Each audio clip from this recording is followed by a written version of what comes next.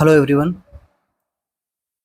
welcome back to our YouTube channel RNCC Nursing Online Coaching and Online Test Series। तो जो आज को हमारा सेशन रहेगा वो रहने वाला है प्रीवियस ईयर नॉर्सेट के जो एमसीक्यूज थे, एम्स के एमसीक्यूज थे, उन्हें हम यहाँ पे सोल्व करेंगे। और सेशन जो है टारगेट रहेगा किसके लिए, अपकमिंग नॉर्सेट और केजीएमयू का जो एग्ज़ाम होने वाला है। ठीक है, काफ़ी अच्छी पोस्ट आई है केजीएमयू के अंदर और नॉर्सेट भी काफ़ी अच्छी पोस्ट लेके आ रहा है इस बार भी।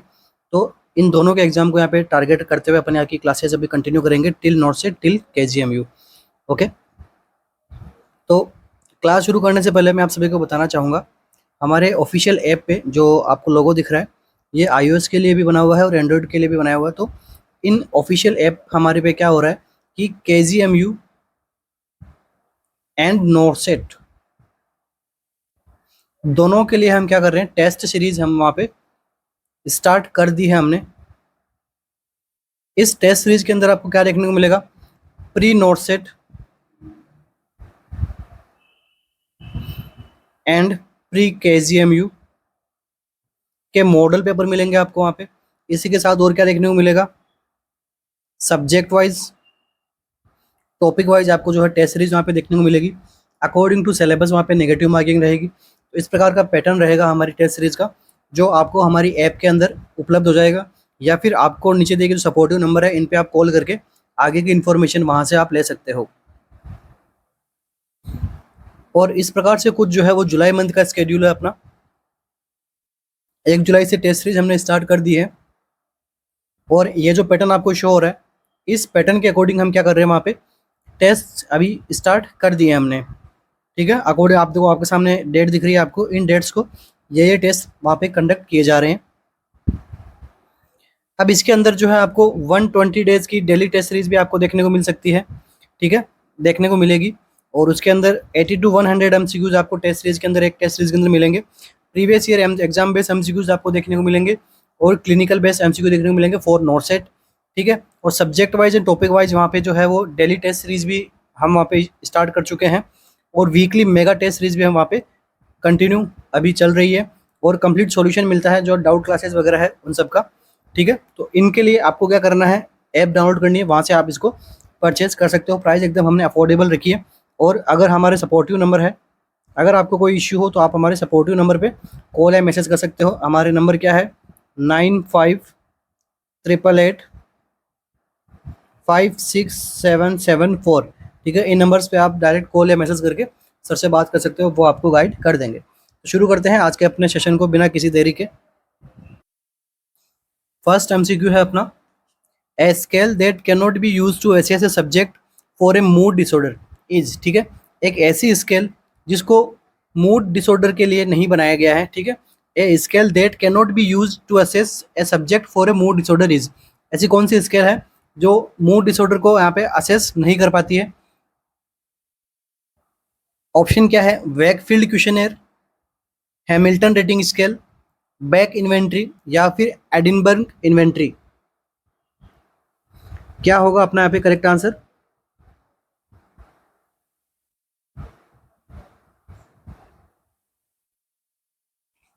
अच्छा एमसीक्यू है, बार बार पूछा भी जाता है। A scale that cannot be used to assess a subject for a mood disorder। Mood disorders वाली प्रॉब्लम्स या फिर आप समझ सकते हो कि साइकेट्रिक वाली प्रॉब्लम्स के अंदर इस स्केल का यूज में नहीं लिया जाता है, बाकी सारी स्केल्स यूज में आती है।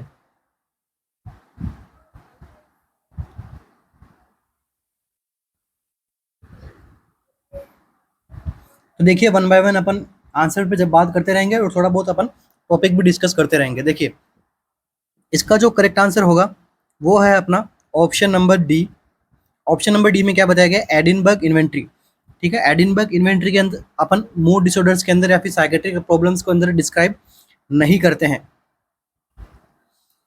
तो सर ये होती क्या है, एडिनबर्ग इन्वेंट्री कहाँ यूज में आती है, तो it use to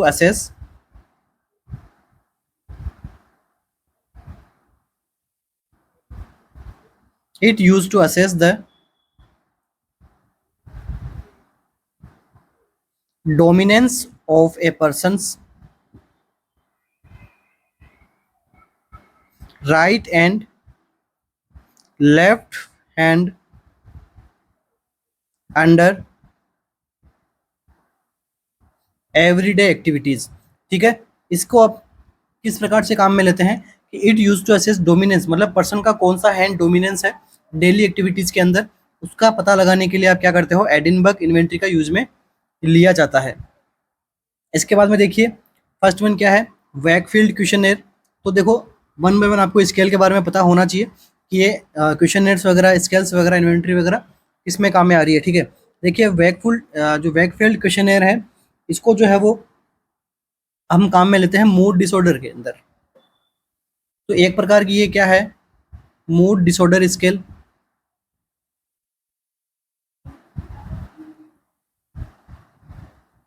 used to assess the, और ये किसको आइडेंटिफाई करने के लिए किए जाते हैं, इसके अंदर क्या है, ऐसे इस प्रकार के क्वेश्चंस किए जाते हैं जिससे पेशेंट को आइडेंटिफाई किया जा सके, किसके लिए, डिप्रेशन के लिए, कि पेशेंट जो है वो डिप्रेशन में तो नहीं है। तो इस प्रकार के यहाँ पे वैकफील्ड क्वेश्चनर्स के अंदर मूड डिसऑर्डर स्केल है एक तरीके की, और काम में किस में आती है, to identify depression.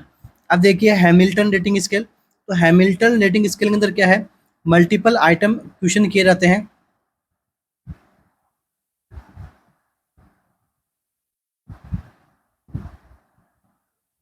For mood disorders के लिए, और यहां पे भी क्या रहेगा, फॉर मैनिया एंड डिप्रेशन। और स्पेशली अगर आपको स्पेशली पूछे कि मैनिया में होगा डिप्रेशन में, तो ज़्यादा काम में किस में आती है, तो ये भी ज़्यादा काम में आती है किसमें, डिप्रेशन वाले पेशेंट के अंदर। और इससे दूसरा अगर एमसीक्यू बनेगा तो क्या बनेगा, मोस्ट कॉमनली यूज्ड स्केल कौन सी होती है अपने, ये होती है हैमिल्टन, ये होती है हैमिल्टन डिप्रेशन रेटिंग स्केल, इसका पूरा नाम दिया रहता है हैमिल्टन डिप्रेशन रेटिंग स्केल। अब देखिए लास्ट क्या है, बैक्स इन्वेंट्री।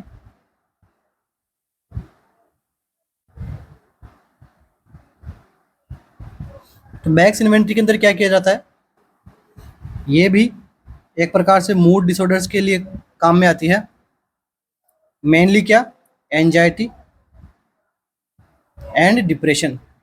तो देखिए आपको यहाँ पे एक कॉमन चीज़ दिखाई दे रही है कि सारी स्केल्स जो है वो मेनली किसके लिए काम में आ रही है, डिप्रेशन के लिए, और इनके साथ में कि कहीं कहीं ये मेनिया के अंदर भी काम में ली जा रही है, कहीं कहीं एंजाइटी के अंदर भी काम में ली जा रही है, बट कॉमन क्या है, डिप्रेशन में। तो सारी स्केल्स जो है वो अगर आपको ऑप्शंस के अंदर डिप्रेशन मिले, और अगर बाकी के ऑप्शंस आपको पढ़े हुए नहीं लगे, तो डायरेक्ट आप डिप्रेशन में भी जा सकते हो। ठीक है, बट आपको आना चाहिए तभी आप जा पाओगे। ठीक है ना, इस तो हर प्रकार की स्केल का आपको एक बार थोड़ा बहुत तो नॉलेज होगा, तभी आप आंसर दे पाओगे। Next MCQ, lactational amenorrhoea act as a contraceptive method by. ठीक है, जब मदर जो लैक्टेशन पीरियड में रहती है तो उसको क्या रहता है, एमनोरिया रहता है, तो ये किस प्रकार से कॉन्ट्रासेप्टिव मेथड की तरह एक्ट करता है। ठीक है, act as a contraceptive method by, ठीक है, किस प्रकार से ये कॉन्ट्रासेप्टिव मेथड के रूप में काम करता है, प्रिवेंटिंग स्पर्म एंट्री, ये स्पर्म की एंट्री को प्रिवेंट करता है।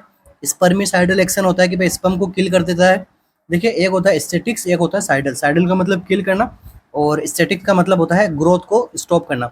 आप जब एंटी ट्यूबरकुलोसिस ड्रग पढ़ोगे आप, तो उसके अंदर होता है, कुछ होती है बैक्टीरियोसाइडल, कुछ होती है बैक्टीरियोस्टैटिक्स। ठीक है, स्पर्मिसाइडल एक्शन, या फिर प्रिवेंटिंग इम्प्लांटेशन की भाई इम्प्लांटेशन से प्रिवेंट करती है, या फिर प्रिवेंटिंग ओवुलेशन कि भाई ये ओवुलेशन ही नहीं आने देती है मदर के अंदर। क्या रहेगा अपने करेक्ट आंसर इस एमसीक्यू का, इजी एमसीक्यू है।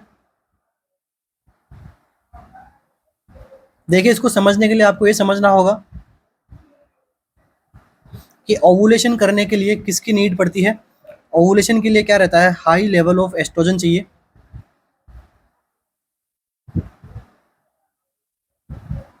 ओवुलेशन के क्या क्या चाहिए, हाई लेवल ऑफ एस्ट्रोजन। अब देखिए ड्यूरिंग ब्रेस्ट फीडिंग क्या होता है,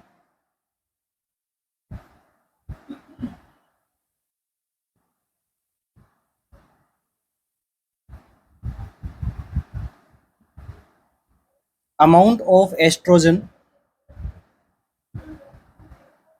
इज रिड्यूस। अब जब एस्ट्रोजन का अमाउंट ही हमें हमारे पास में क्या है, रिड्यूज है, और इतना रिड्यूज है कि ये क्या नहीं करवा पाता है, ओवुलेशन नहीं करवा पाता है, does not help does not do ovulation, ये जो है ओवुलेशन नहीं करा पाता है, इतना लेवल कम रहता है due to decrease estrogen, so female doesn't ovulate.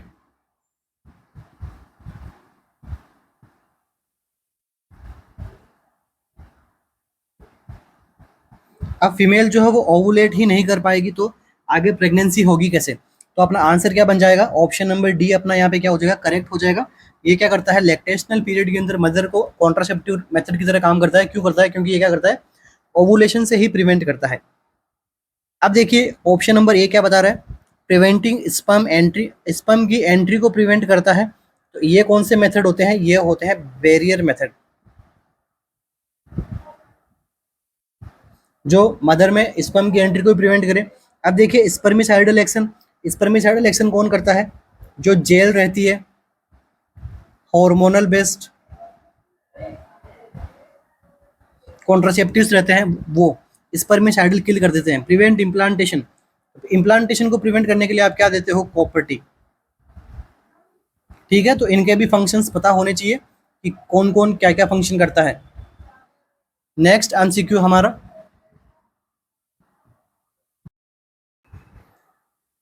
The test use for diagnosis of trichomoniasis. ठीक है, ट्राइकोमोनियासिस को डायग्नोस करने के लिए कौन सा टेस्ट हम काम में लेते हैं mainly? Wet mount of vaginal fluid, ova and parasite faecal smear, specific serologic test, या फिर enzyme linked immunoassay test for serum. ठीक है, ट्राइकोमोनियासिस के लिए आपके पूछा गया है यहाँ पे कि ट्राइकोमोनियासिस को डायग्नोस करने के लिए कौन सा टेस्ट काम में लिया जाता है।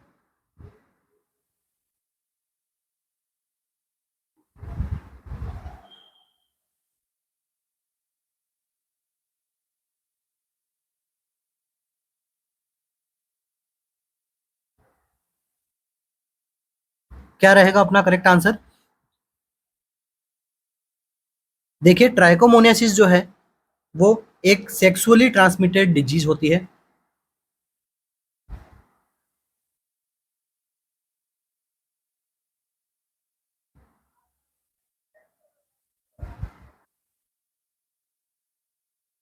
साइन एंड सिम्टम की बात करें तो क्या रहता है?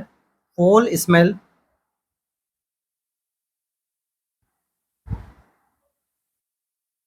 वेजाइनल डिस्चार्ज देखने को मिलता है यहाँ पे, जेनाइटल रेडनेस, और क्या देखने को मिलेगा आपको? Burning sign, burning itching itching होगी यहाँ पे, और क्या देखने को मिलेगा आपको? Painful micturition.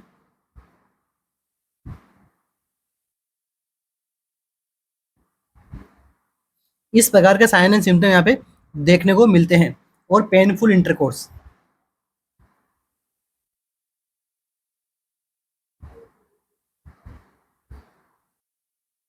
तो अब देखिए इसके अंदर हम टेस्ट कौन सा परफॉर्म करेंगे? तो टेस्ट परफॉर्म करेंगे हम कौन सा? ऑप्शन नंबर ए वाला। कौन सा है? Wait mount of vaginal fluid. ठीक है, देखो डायग्नोसिस करने के लिए क्या करेंगे? डायग्नोसिस करने के लिए क्या करते हैं? वेजाइनल फ्लूइड टेस्ट करते हैं, wait mount of vaginal fluid. इसके अंदर करते क्या है? Fluid is taken from vagina,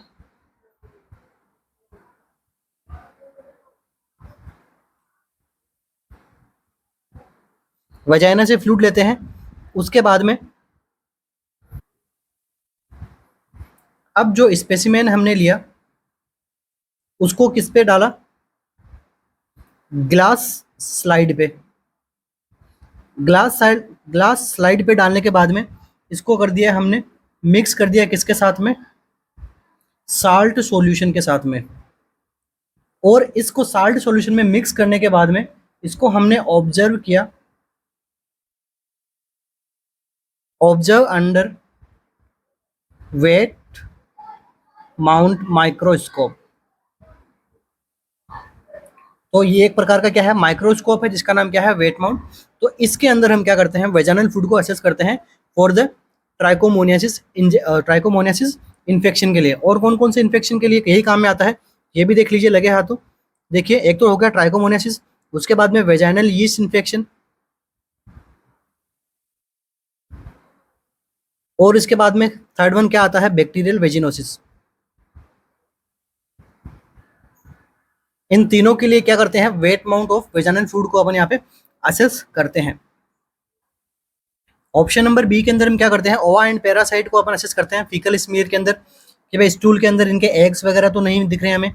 serological test हम असेस करते हैं इन्फ्लुएंजा, मीजल्स, पोलियोमाइलिटिस वाले पेशेंट के अंदर, और एंजाइम लिंक्ड वाले ये हम किस में करते हैं, detect antibody.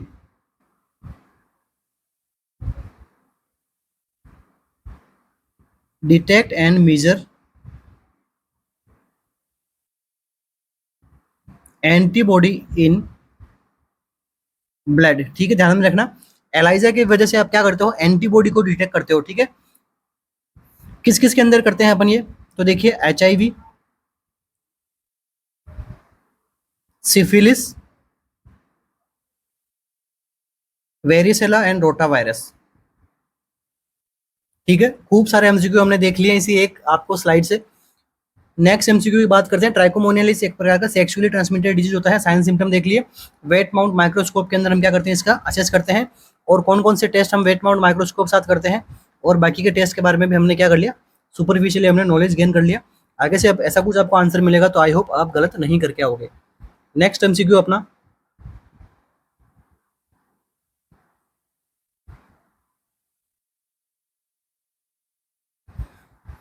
The test that most specific for myocardial damages. ठीक है, मायोकार्डियल डैमेज होता है तो यहाँ पे कौन सा टेस्ट जो है वो मोस्ट स्पेसिफिक होता है, मायोग्लोबिन, ट्रोपोनिन, CKMB या फिर क्रिएटिनिन काइनेज। अच्छा एमसीक्यू है, पूछा भी जाता है, बार बार रिपीट होता है एमसीक्यू एग्जाम के अंदर।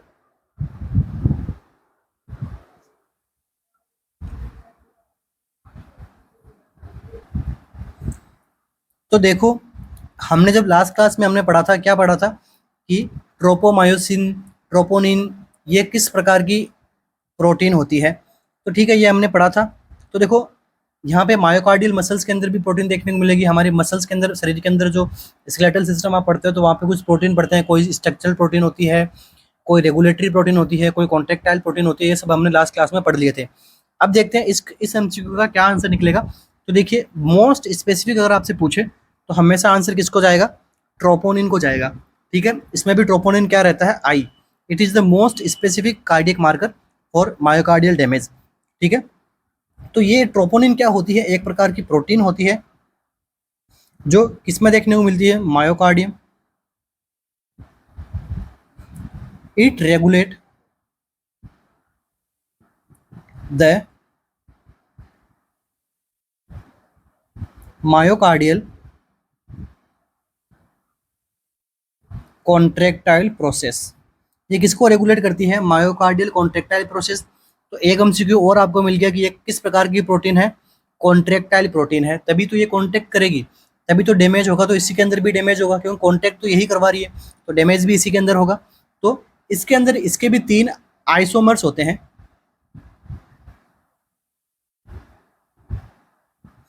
3 आइसोमर्स यहाँ पे देखने को मिलते हैं, क्या क्या, ट्रोपोनिन, CI and T। तो इसके अंदर ये अपन मोस्ट फ्रीक्वेंटली आइडेंटिफाई करने के लिए मायोकार्डियल डैमेज का किसको हम काम में लेते हैं, ट्रोपोनिन आई को। अब देखिए मायोग्लोबिन क्या होता है, मायोग्लोबिन एक प्रकार की क्या रहती है, हीम प्रोटीन रहती है। एमसीक्यू है आपके लिए, मायोग्लोबिन किस प्रकार की प्रोटीन है, तो हीम प्रोटीन है। ये क्या काम करती है, help to transport the oxygen. ये क्या काम करती है, ऑक्सीजन को ट्रांसपोर्ट करने में काम में आती है। और ये कहाँ आपको देख मिलती है, cardiac and skeletal, cardiac and skeletal muscles के अंदर आपको ये देखने को मिलती है। तो देखिए मायोग्लोबिन भी हम असेस करते हैं, तो मायोग्लोबिन को असेस करते हैं तो इसका भी कुछ यहाँ पे क्राइटेरिया रहता है। तो अगर यहाँ पे फर्स्ट हमने टेस्ट किया मायोग्लोबिन का और वो रिजल्ट कैसा आपको देखने को मिला, नेगेटिव मिला, तो आपको क्या करना है, आफ्टर रिपीट चेकअप करना है। कब करना है, 3 आवर के बाद में। अगर फर्स्ट मायोग्लोबिन टेस्ट अगर नेगेटिव आया है, मायोकार्डियल डैमेज का पता नहीं लगा है, तो मायोग्लोबिन को आपको करना रिपीट करना होता है। ठीक है, ऐसे नहीं कि फर्स्ट वाला नेगेटिव आ गया तो आगे वो पॉजिटिव नहीं आ सकता। तो फर्स्ट वाला नेगेटिव हो तो 3 आवर के बाद में वापस इसको रिपीट करना होता है हमें।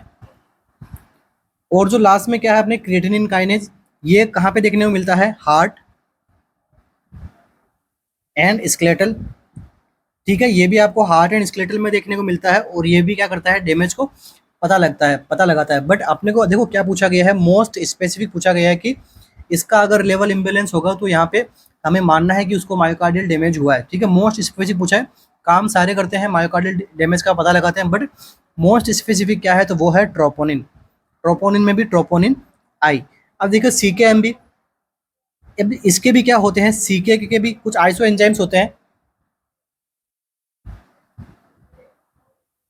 ये एमसीक्यू यहाँ से बनते हैं, देखो सीके के भी कुछ आइसो एंजाइम्स होते हैं, कौन सा होता है, सबसे पहले एम, ये किसका अंदर देखने को मिलता है आपको, स्केलेटल मसल्स, एमसीक्यूज हैं ये सारे। सेकेंड वन क्या देखने को मिलता है, सीके एम बी, तो सीके एम बी किससे रिलेटेड होता है, ये होता है हार्ट मसल। इसके बाद में लास्ट वन क्या होता है, बी बी, तो सीके बी बी किसके लिए होता है, ब्रेन टिश्यू के लिए। तो इनमें कंफ्यूज नहीं होना है, ओके। और ये स्टार्ट कब होता है डैमेज के, start after few hours to, peak कब देखने को मिलता है, 24 आवर्स के अंदर। अगर किसी में मायोकार्डियल डैमेज हुआ है तो ये कुछ घंटे बाद में इसका लेवल बढ़ता है, और 24 आवर्स पे इसका लेवल क्या रहता है, पीक रहता है, उससे भी आप इसको आइडिया लगा सकते हो। बट मायोग्लोबिन क्या है, अर्लीस्ट है, ट्रोपोनिन क्या है, मोस्ट स्पेसिफिक है, और लंबे टाइम तक पीक लेवल किसका देखने को मिलता है आपको, तो इसका। नेक्स्ट एमसीक्यू अपना, इस एमसीक्यू का आंसर क्या होगा, ट्रोपोनिन आई, मिक्स मत कर देना, ट्रोपोनिन आई करेक्ट आंसर अपना। Next MCQ, which of the following is not a component of HELLP syndrome, ठीक है, नीचे दिए गए ऑप्शंस में से कौन सा ऐसा कंपोनेंट है वो हेल्प सिंड्रोम का कंपोनेंट नहीं है। ऑप्शन क्या है, haemolysis, low platelet count, elevated liver enzymes, या फिर ब्लीडिंग पर वेजाइनम।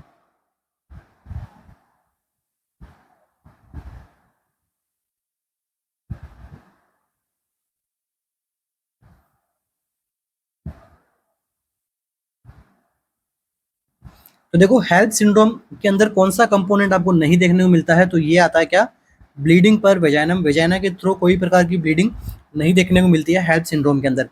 हेल्प सिंड्रोम से और क्या क्या एमसीक्यू निकलते हैं, तो this is the complication of pregnancy की, जो कॉम्प्लिकेशन की बात करते हैं तो प्रेगनेंसी कॉम्प्लिकेशन के अंदर आती है। आप जब पढ़ते हो प्री एक्लेम्सिया एक्लेम्सिया वाली कंडीशंस के अंदर, तो वहाँ पे हेल्प सिंड्रोम भी आप पढ़ते हो, ठीक है। इसके अंदर होता क्या है, फुल फॉर्म अगर इसकी पूछ ली जाती है तो क्या क्या होता है यहाँ पे, तो देखिए haemolysis, elevated liver enzyme and low platelet counts, ठीक है। क्या फुल फॉर्म रहती है इसकी, haemolysis, elevated liver enzyme and low platelet count. अब देखिए इसके अंदर हीमोलाइसिस से क्या मतलब होता है, मीनिंग पता होगा तभी तो याद रहेगा ये। हीमोलाइसिस का क्या मतलब होता है, destruction of red blood cell, RBC का डिस्ट्रक्शन देखने को मिलता है। Second, low platelet count, low platelet count के अंदर क्या देखने को मिलेगा आपको, प्लेटिलेट जो है वो लेस देन 1.5 लेके नीचे आ जाएगी। प्लेटिलेट का जो मानक रहता है वो क्या रहता है, माइक्रोलीटर। ये भी एमसीक्यू बन सकता है आपके एग्जाम के अंदर। नेक्स्ट देखिए लीवर एंजाइम, यहाँ पे क्या देखने को मिलते हैं, एलिवेटेड देखने को मिलता है, मतलब क्या हो गया, इन्फ्लामेशन और डैमेज ऑफ लीवर सेल, तभी तो एसजीओटी एंड एसजीपीटी का लेवल बढ़ा हुआ देखने को मिलेगा। तो लीवर एंजाइम भी यहाँ पे कैसे होंगे, इंक्रीज होंगे, क्यों होंगे, क्योंकि यहाँ पे लीवर की सेल्स के अंदर इन्फेक्शन इन्फ्लेमेशन होगी, वो डैमेज हो जाएगा। तो लीवर एंजाइम जो एलिवेटेड देखने को मिलते हैं। तो ये हो गया अपना इस एमसीक्यू का आंसर क्या होगा, ऑप्शन नंबर डी यहाँ पे करेक्ट होगा, क्योंकि ब्लीडिंग पर वेजाइनम यहाँ पे नहीं देखने को मिलता। अगर प्रेगनेंसी और वेजाइना के थ्रू ब्लीडिंग हो रही है तो it is a sign of abortion. Next MCQ,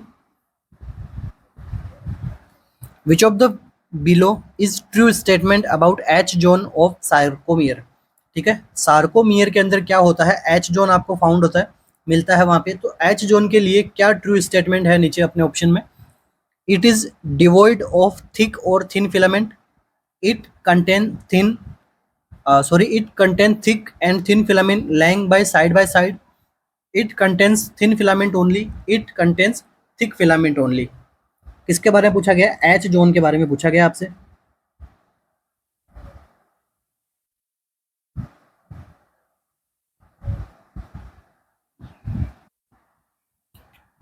तो देखिए क्या होगा इसका आंसर। आंसर करने से पहले आप सभी को पता होना चाहिए सार्कोमियर क्या होता है। तो देखिए सार्कोमियर क्या होता है, बेसिक कॉन्ट्रेक्टाइल यूनिट है एक प्रकार की, basic contractile unit of myocyte या फिर मसल्स फाइबर।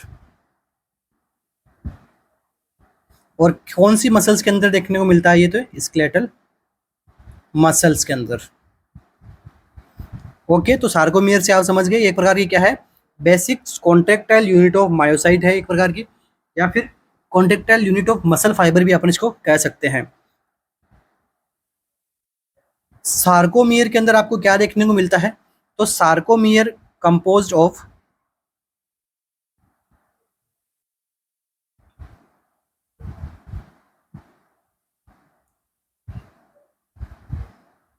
टू मेन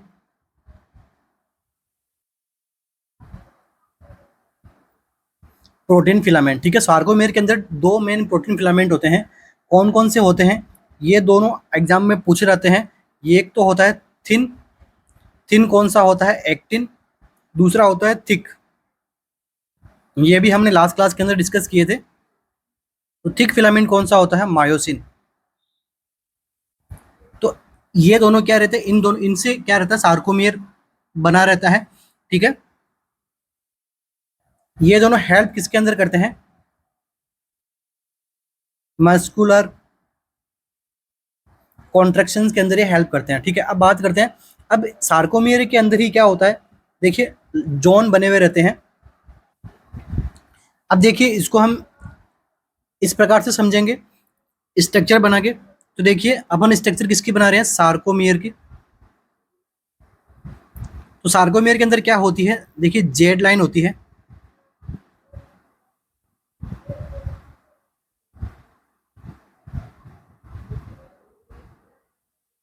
तो जेड लाइन सबसे पहले मैं बना रहा हूं 1 2 3 एंड 4। फॉर एग्जाम्पल यहाँ पे 4 जेड लाइन है, इसी साइड भी क्या रहेगी, 4 हमारे पास में जेड लाइन रहेगी। अब इस जेड लाइन के अंदर एक और लाइन रहती है जो क्या रहेगी, थिक रहती है। और ये कैसी रहेगी, 1 2 3। ठीक है, इनसे ये क्या है, थिक है। तो इसको हमने क्या नाम दिया, थिक फिलामेंट। और इनके जो साइड में जो आपको फिलामेंट दिख रहे हैं ये कौन से हो जाएंगे, थिन फिलामेंट। इनमें कोई कंफ्यूजन नहीं है आपके। अब देखिए ये जो जोन यहाँ पे आपके बीच में जो जोन बन रहा है दो जेड लाइन के बीच में, इस जोन को हम क्या बोलते हैं, ये होता है हमारा एच जोन। इसके बाद में एच जोन के इधर, एच जोन को दूसरे नाम से क्या जानते हैं, ए बैंड। ठीक है, एच जोन को ए बैंड के नाम से भी जाना जाता है। इसके बाद में जो जेड लाइन है, जेड लाइन के और ये जो दोनों साइड की जो जेड लाइन है, यहाँ से देखिए मैं एक डॉट डॉट करते हुए एक इमेजिनरी लाइन बना रहा हूँ। इस लाइन को अपन क्या बोलते हैं, आई बैंड। ठीक है, इधर भी क्या है, आई बैंड है, उधर भी क्या है, आई बैंड है।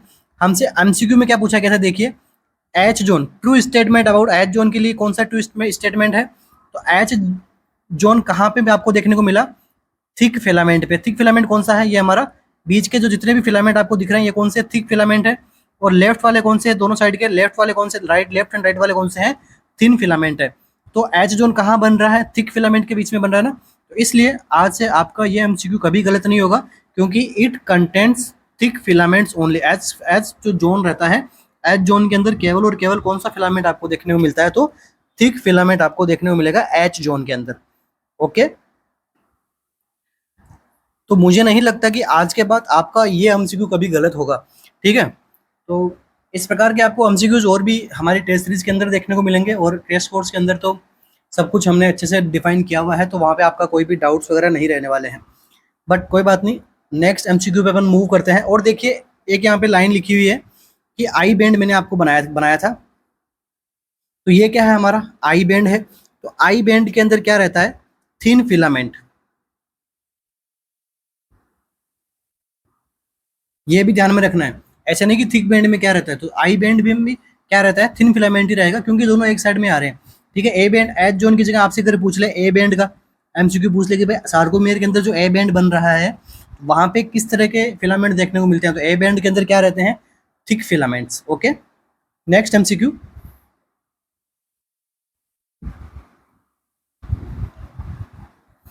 Wheel performing suctioning on a patient you should. जब आप पेशेंट के ऊपर सक्शन परफॉर्म कर रहे होते हैं तो आपको क्या करना चाहिए, apply suction continuously while inserting the catheter.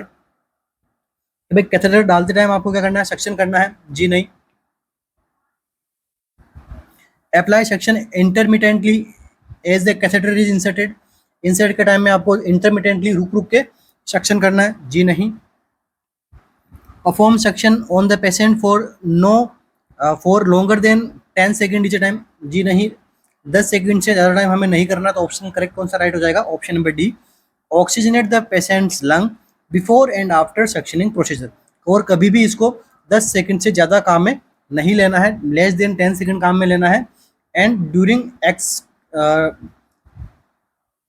Excretion, मतलब आउट करते टाइम हमें क्या करना है, सक्शन करना है इन ए रोटेटिंग मैनर।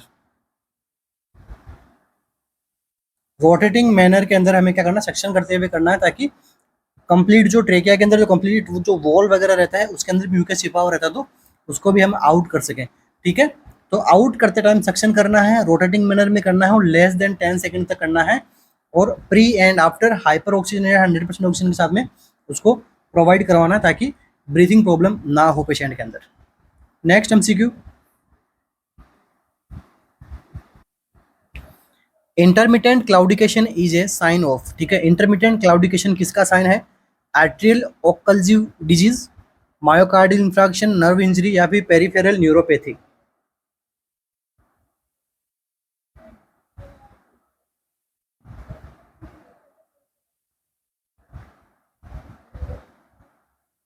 इंटरमिटेंट क्लाउडिकेशन,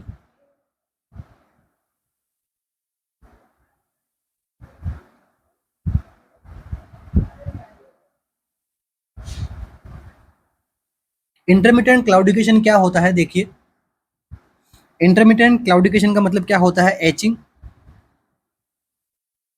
क्रैम्पी, और यहाँ पे क्या देखने को मिलता है, बर्निंग पेन। कहाँ पे, लेग्स में, ड्यू टू पुअर सर्कुलेशन। जब कभी प्योर सर्कुलेशन होता है तो क्या देखने को मिलता है आपको, कुछ एचिंग, क्रैम्पी, बर्निंग पेन जैसा फील होता है। कहाँ पे, लेग्स में फील होता है, due to poor circulation in the arteries of legs.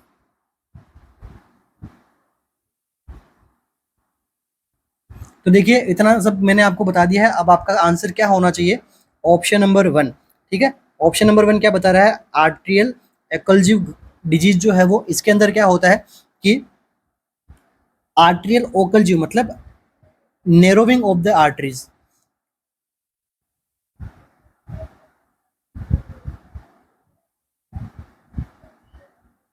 Arteries का क्या हो जाता है, नेरोविंग हो जाता है यहाँ पे, जिसकी वजह से प्रॉपर सर्कुलेशन नहीं पहुंच पाता है टिश्यूज के अंदर।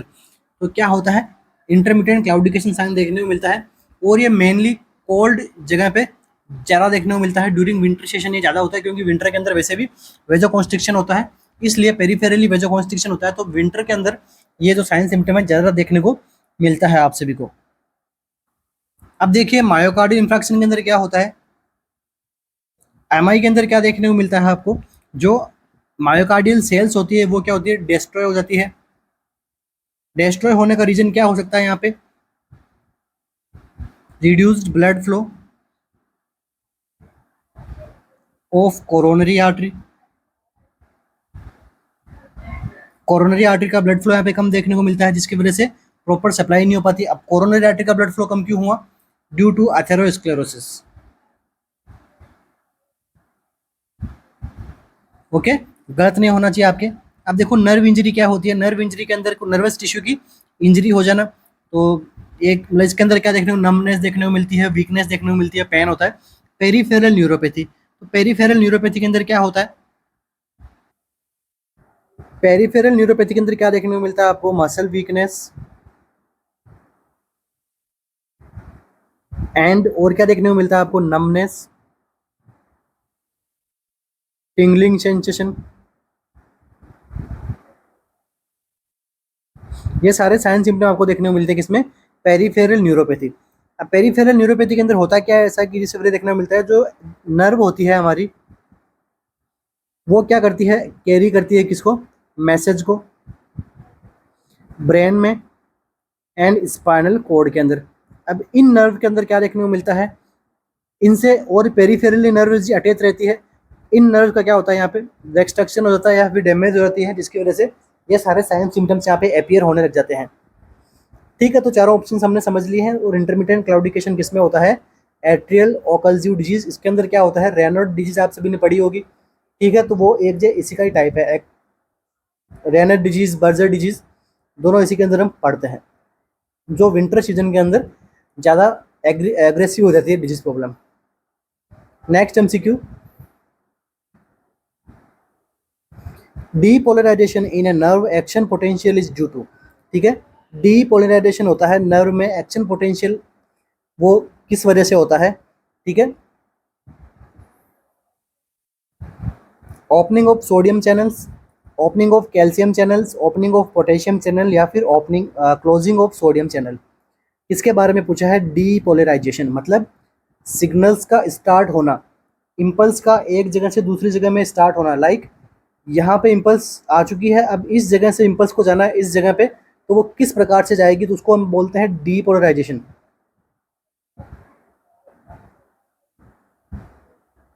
या फिर आप सिंपल लैंग्वेज में समझें तो इसको हम क्या कहते हैं? स्टिमुलेशन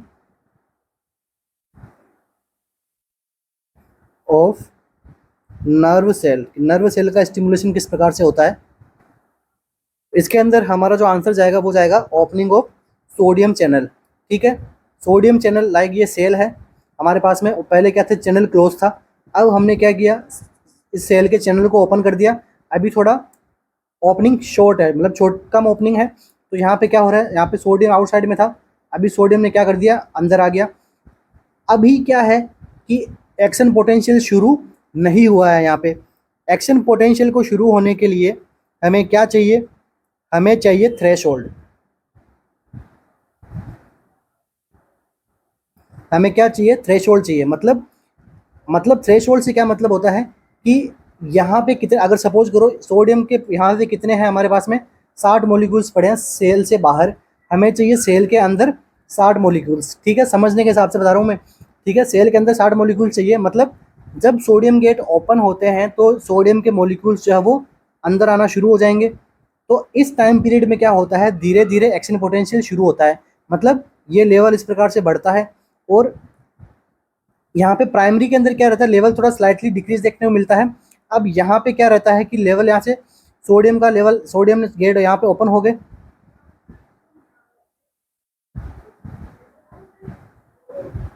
सोडियम चैनल ओपन हो गए, और ओपन होने के बाद में ये यहाँ तक पहुँचेगा, इसे हम बोलते हैं थ्रेशोल्ड। तो ये थ्रेशोल्ड कितना रहता है?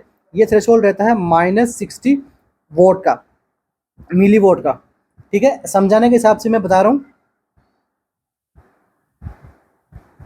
तो ये सब बातें अभी अभी आपको वो जो डायग्राम बनाया है उस पर फोकस नहीं करना है, बस ये मैं बात जो आपको समझा रहा हूँ वो चीज़ समझे आप। ठीक है, डायग्राम आपको एग्जाम में नहीं पूछेंगे।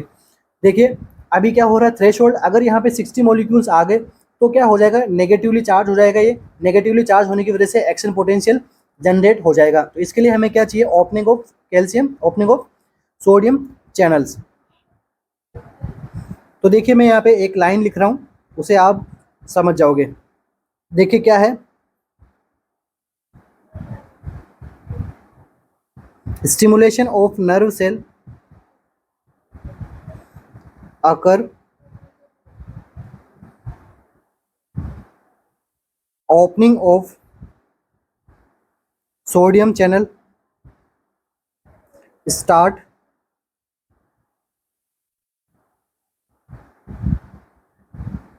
sodium now diffuse into cell,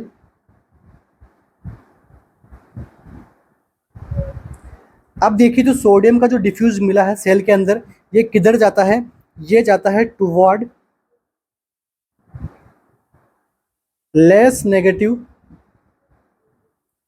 polarisation पे। तो इसी प्रोसेस को हम क्या बोलते हैं, डीपोलराइजेशन कर जाना।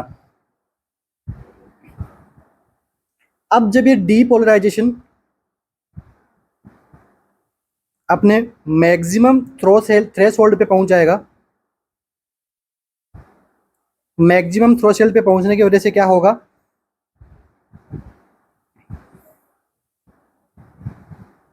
सोडियम चैनल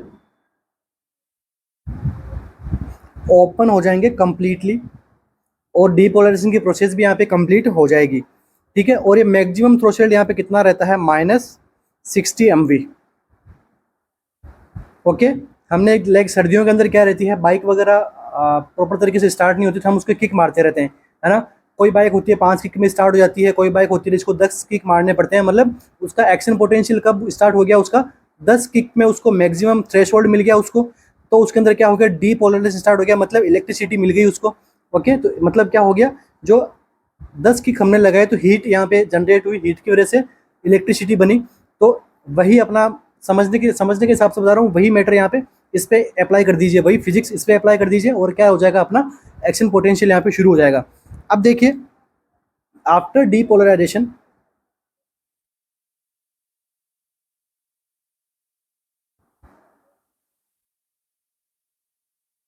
रीपोलराइजेशन आकर, repolarisation start and opening of calcium potassium. ठीक है, कैल्शियम पोटेशियम चैनल की यहाँ पे ओपनिंग हो जाएगी रीपोलराइजेशन में, तो ये भी ध्यान में रखना, एमसीक्यू ये भी पूछा जा सकता है। अब जब रीपोलराइजेशन हो रहा है तो क्या हो जाएगा, क्लोजिंग ऑफ सोडियम चैनल। तो ये हो गया डीपोलराइजेशन और ये हो गया हमारा क्या, रीपोलराइजेशन। ठीक है, अब आप इसमें कंफ्यूज नहीं होना है हमें। ओके, नेक्स्ट एमसीक्यू अपना, the document that give nurse the authority to carry out specific action under circumstances often when the physician is not immediately available is called। देखिए, अच्छा एमसीक्यू है, पूछा गया है, सारे के सारे एमसीक्यू हम वही सोल्व कर रहे हैं जो पीवाईक्यू है, प्रीवियस ईयर एमसीक्यू में आ चुके हैं। और जो लेवल किसका रखेंगे, केजीएमयू का, और नोट सेट के अंदर तो पूछे जा चुके हैं, मतलब नोट सेट के लिए तो इंपॉर्टेंट है ही है, साथ में केजीएमयू के लेवल के भी एमसीक्यू हैं।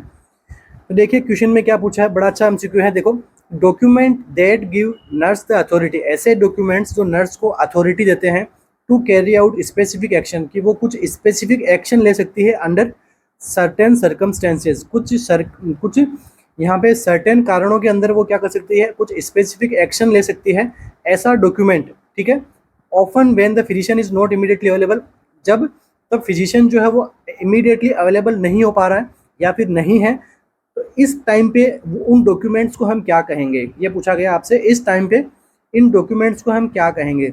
वापस से एक बार रिपीट करता हूँ एमसीक्यू को, अच्छा एमसीक्यू है, देखो, the document that give nurse the authority to carry out specific action under circumstances often when a physician is not immediately available is called. इसे हम क्या कहेंगे, concept map, standing order, prescription या फिर डिस्चार्ज समरी।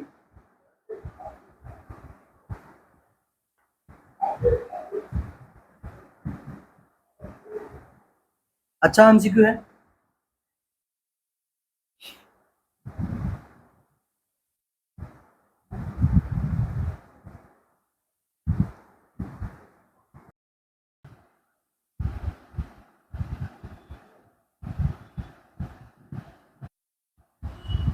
तो इसे हम क्या कहेंगे, देखिए इसका आंसर क्या रहेगा, इसका रहेगा आंसर स्टैंडिंग ऑर्डर। ठीक है, इस ऐसे डॉक्यूमेंट्स में बस यही सब कुछ लिखा रहता है कि इस सिचुएशन आए तो आपको ये लगाना है, वो डॉक्टर्स पहले से प्रिस्क्राइब करके रखते हैं कि मेरी प्रेजेंस में मैं नहीं रहूँ तो अगर पेशेंट को कुछ हो तो वो यहाँ पे ये फॉलो कर सकते हो, ठीक है, और मुझे इन्फॉर्म कर सकते हो, ठीक है। तो इसे हम क्या कहते हैं, स्टैंडिंग ऑर्डर।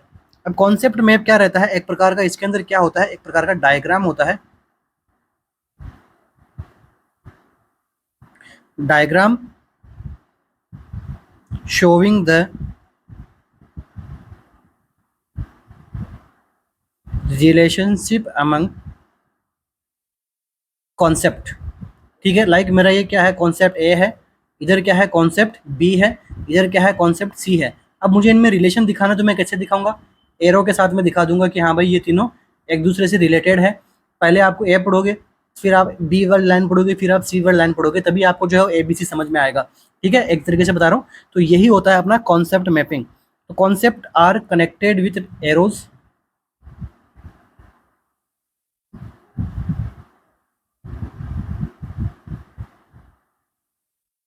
जो मैंने एरो बनाई है, इस एरो से क्या रहते हैं, कॉन्सेप्ट कनेक्ट रहते हैं, और इनके साथ में और क्या क्या नेम रहते हैं, गिवन टू, रिजल्ट इन, इस प्रकार के फ्रेजेस भी यहाँ पे जो है वो इंक्लूड किए जाते हैं, ठीक है। ऐसे नामों से आर्टिकुलेट किया जाता है इन सबको। ये हो गया हमारा क्या, कॉन्सेप्ट मैप। प्रिस्क्रिप्शन क्या होता है, रिटन इंस्ट्रक्शन होते हैं। कौन देता है, मेडिकल प्रैक्टिशनर्स वगैरह, वो क्या करते हैं, रिटन में इंस्ट्रक्शन देके जाते हैं, तो बाद में इसको हम क्या करते हैं, फार्मेसी से जाके मेडिसिन लेते हैं, तो वो रहता है प्रिस्क्रिप्शन। नेक्स्ट क्या होता है, डिस्चार्ज समरी। तो डिस्चार्ज समरी क्या रहती है, पेशेंट की आप जब डिस्चार्ज समरी बनाते हो तो इसके अंदर रहता है रीजन फॉर हॉस्पिटलाइजेशन,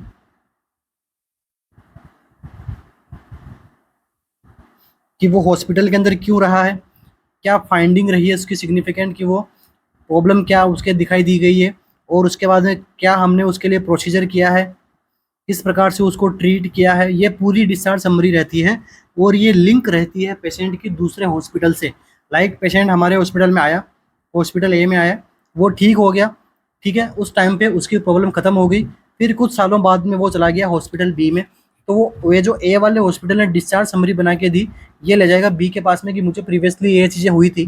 तो अगले वाले हॉस्पिटल को थोड़ा आइडिया हो जाएगा, पेशेंट की हिस्ट्री पता लग जाएगी कि भाई उसको एक्चुअली में प्रॉब्लम क्या थी, ठीक है। तो इस प्रकार से डिस्चार्ज समरी बनते हैं, प्रिस्क्रिप्शन होते हैं, स्टैंडिंग ऑर्डर का मैंने आपको बता दिया, कंसेप्ट मैप भी क्या होते हैं ये भी हमने सीख लिया है।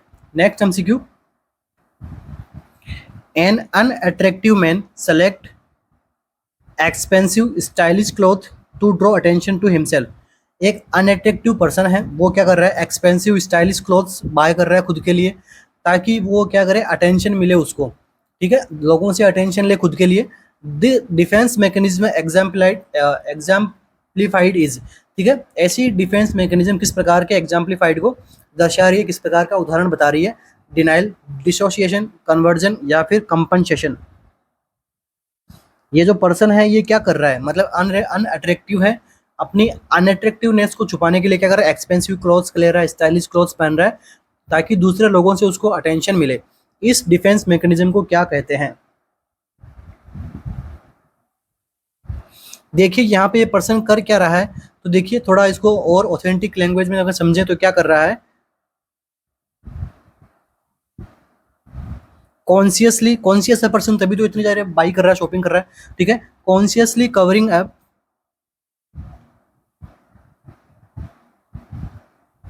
For a weakness by over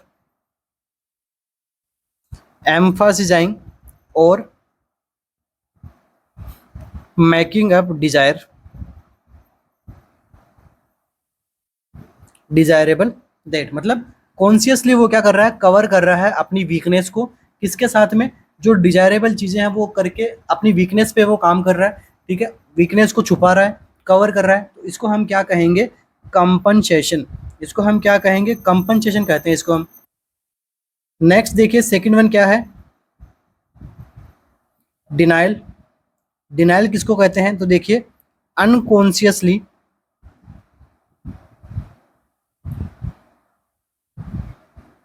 refusal to admit an unacceptable idea और बिहेव। मतलब डिनाइल के अंदर क्या हो रहा है, वो पर्सन है वो अनकॉन्शियसली रिफ्यूज कर देता है किसी भी अपने अनएक्सपेक्टेबल आइडिया को क्लेम करने से, एडमिट करने से कि हाँ मैंने ये कहा है या नहीं कहा है, मैंने ऐसे बिहेवियर किया, तो मतलब वो बोलता है नहीं मैंने नहीं किया।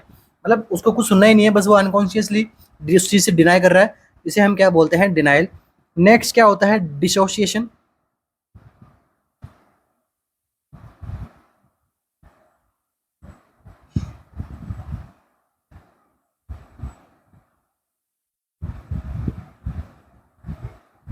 अनकॉन्शियसली सेपरेशन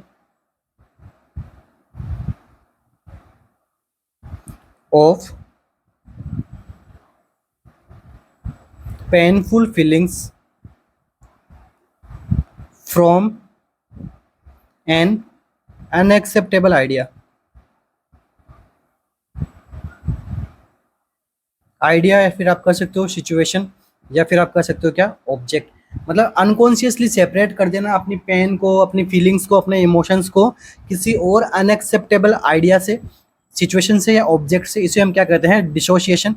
लास्ट में क्या बचता है हमारे पास में, कन्वर्जन। कन्वर्जन क्या होता है, unconscious expression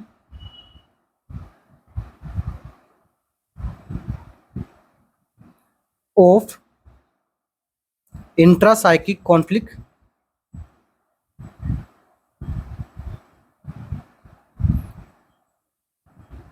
through physical symptom.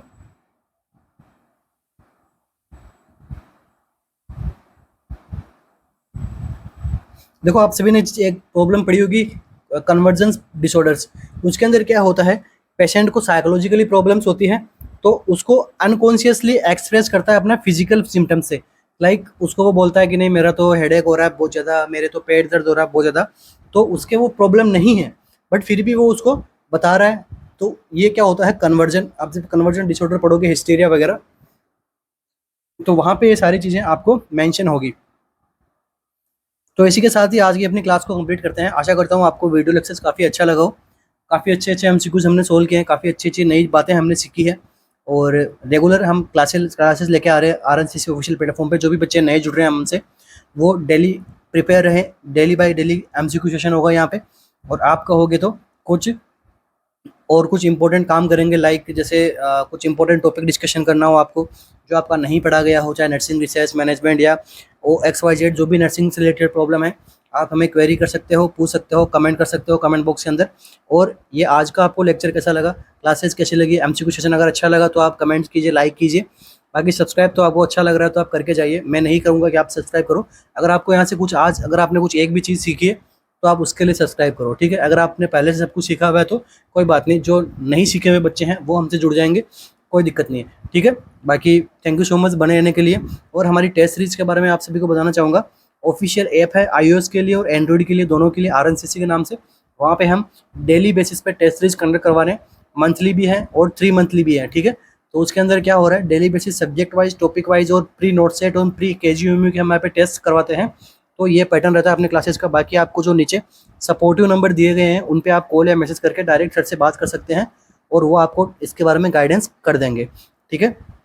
तो थैंक यू सो मच बने रहने के लिए। Wish you all the best for your exams and your preparations, and self motivated रहिएगा, दूसरों के मोटिवेशन पे मत जाइएगा, खुद का मोटिवेशन सबसे बेस्ट होता है। Thank you so much.